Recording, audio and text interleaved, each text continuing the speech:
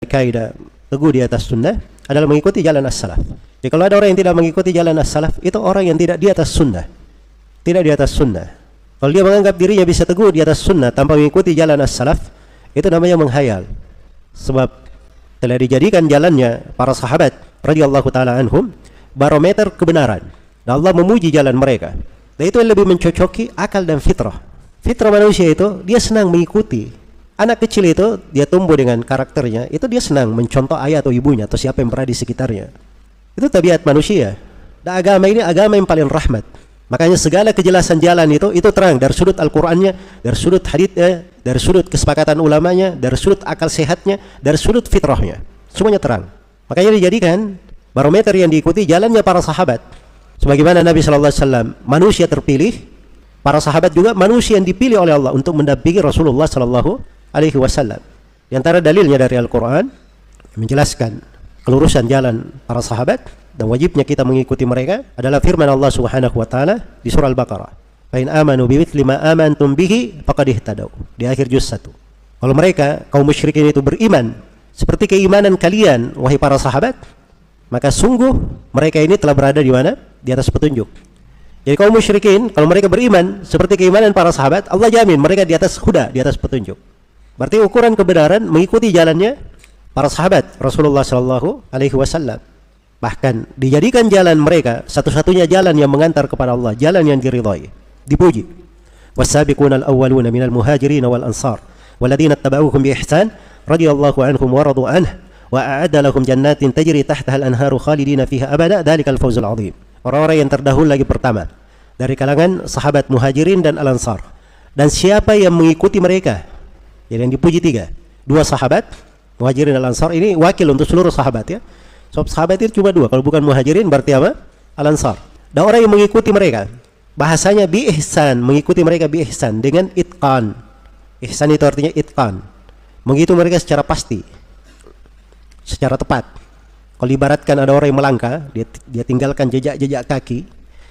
Apa artinya mengikutinya bi ihsan? Dia mengikuti jalan yang sama di atas jejak kaki yang sama pula. Itu lebih detail lagi. Ini jalan ya, jalannya kelihatan. Kita mau menapak di mana saja sebenarnya bisa, yang penting di atas jalan, kan begitu. Tapi orang yang mengikuti bi ihsan itu lebih daripada itu. Ini meninggalkan jejak kaki, dia ikuti jejak kaki itu, tidak keluar, dia tidak pakai jejak kaki yang lain, walaupun tetap di atas jalan. Dan ini mereka dipuji. Allah ridha kepada mereka, mereka juga ridha kepada Allah. Allah siapkan untuk mereka surga-surga, mengalir di bawahnya sungai-sungai, mereka kekal di dalamnya selama-lamanya, dan itulah keberuntungan yang sangat besar. Itu ayat di surat Taubah. Ayat di surat Nisa, penegasan yang tegas sekali, ancaman yang sangat keras bagi siapa yang tidak mengikuti jalannya para sahabat. Allah Subhanahu wa taala berfirman, "Wa may yushaqiqir rasula min ba'di ma tabayyana lahul huda wa yattabi' ghayra sabilil mu'minin nuwallihi ma tawalla wa nuslihi jahannam wa sa'at masira." Dan barang siapa yang durhaka kepada Ar-Rasul setelah tampak jelas baginya petunjuk dan dia mengikuti jalan selain jalan kaum mukminin, ini jalannya para sahabat. Kaum mukminin waktu itu mereka tidak mengikuti jalannya para sahabat. Jadi dua yang diancam, durhaka kepada Rasul dan tidak mengikuti jalan para sahabat. Apa ancamannya? Kami biarkan dia larut di dalam kesesatannya dan kami akan masukkan dia ke dalam neraka jahanam, dan itu sejelek-jelek tempat kembali. Karena itu mengikuti jalan as-salaf itu bukan alternatif. Oh boleh ikut, boleh tidak. Oh para salaf itu bagus, orang-orang salih, kita cinta kepada mereka. Tapi jalan para salaf itu betul dia lebih selamat, betul lebih paham, lebih hikmah. Tapi jalan orang belakangan itu lebih canggih katanya, lebih memahami. Itu bahasa disebut oleh sebagian orang-orang Asy'ariyah belakangan ini. Itu semuanya batil, keliru, keluar dari jalan. Kemudian mungkin karena masalah ini adalah masalah yang merupakan ciri pembeda pokok antara orang yang berpegang dengan sunnah dan orang yang jauh dari sunnah, makanya penulis menerangkan di sini sebagian illah, alasan. Apa alasannya kenapa mengikuti jalan para sahabat? Kata beliau, humu syahidut tanzila alla katanjabir. Humu syahidut tanzila. Pakai waw di situ ya, humu. Ya, kenapa dipakai waw? Sebab wazannya itu faulun. Faulunnya berubah jadi faulu. Syahidut tanzila allaka tanjabir. Allaka asalnya dari la'allaka. Itu salah satu bahasa ya, bisa dikatakan la'allaka, bisa dikatakan allaka. Mereka menyaksikan. Alasannya karena mereka ini menyaksikan tanzil. Al-Quran itu turun, wahyu itu turun, para sahabat yang menyaksikan. Makanya para sahabat itu sangat paham. Ketika sebuah ayat itu turun, mereka paham di mana turunnya. Apa sebab turunnya? Apa makna ayat itu? Kandungannya. Ini orang-orang yang menyaksikan ayat itu turun. syariat itu turun. Kemudian dari keistimewaan jalannya para sahabat, kenapa kita wajib mengikuti mereka? Sebab Nabi telah menyebutkan jalan mereka itu adalah jalan keamanan. Itulah yang melindungi umat.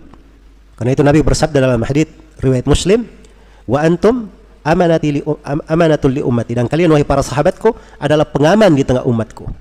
Pengaman di tengah umatku. Jadi sepanjang umat ini berpegang di atas jalannya para sahabat, maka itu menjadi hal yang mengamankan mereka. Kemudian yang ketiga, di antara sebab kenapa kita wajib mengikuti jalannya para sahabat, sebab para sahabat itu orang yang paling bersih hatinya, paling kuat keimanannya, dan paling sedikit takallufnya.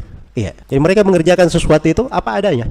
Bukan orang yang membebani dirinya, memberatkan dirinya, baru bisa kerja. Tapi itu dibangun di atas dasar hati yang bersih, ketundukan kepada Allah, sehingga berjalan dengan sangat wajar di tengah mereka. Dan dari sudut lainnya, para sahabat itu orang-orang yang paling fasih di tengah orang Arab. Karena di masa itu Arab yang paling fasih di masa hidupnya Nabi SAW dan para sahabat.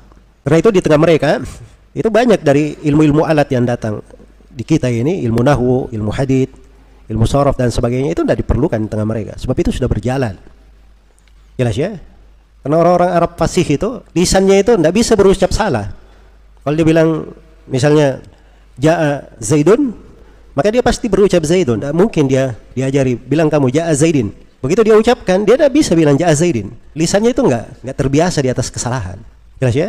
Itu lisan mereka dalam berucap bahasa Arab. Karena itu mereka nggak perlu ilmu nahwu sorof. Sebab di lisan mereka sudah apa? Sangat fasih. Beda dengan kita. Sudah belajar nahwu sorof, jungkir balik sana sini. Yang salah bisa jadi benar. Jelas ya? Itu diantara keunggulan. Dan kenapa para sahabat ini didahulukan jalannya. Baik.